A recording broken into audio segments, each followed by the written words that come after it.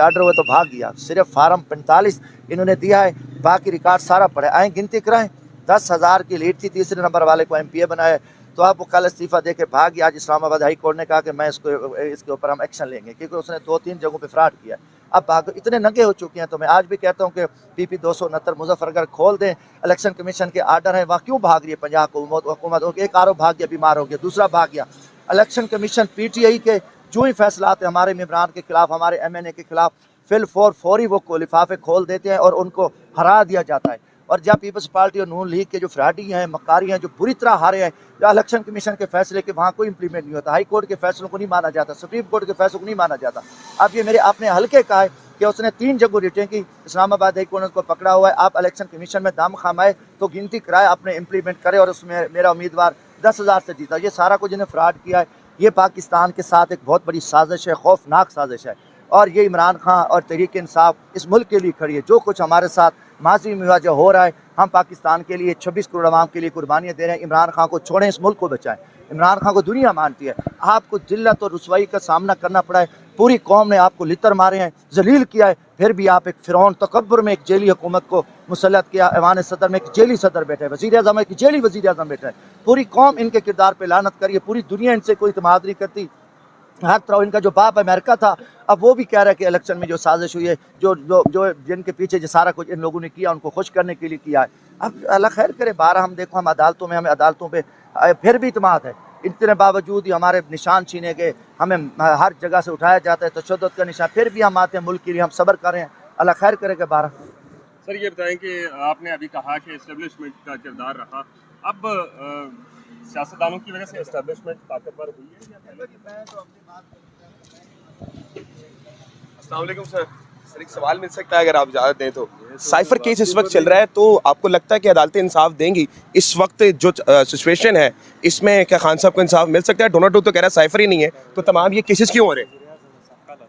देखें, अब तो वो सिलसिला थम गया है और ये साइफर ने पूरी दुनिया में हलचल मचा दी है।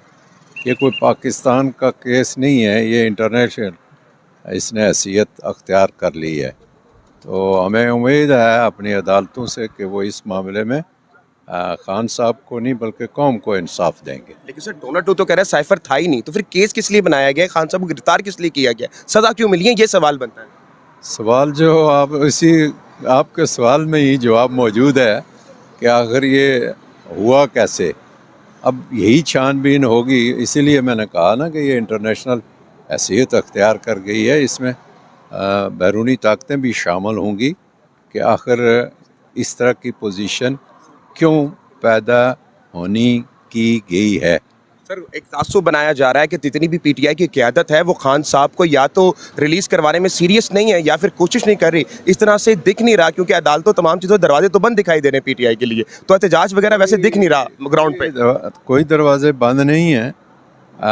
सब ने, पूरी दुनिया ने पाकिस्तानी कौम के फ़ैसले को देख लिया है कि उन्होंने इमरान खान के हक़ में फ़ैसला दिया है।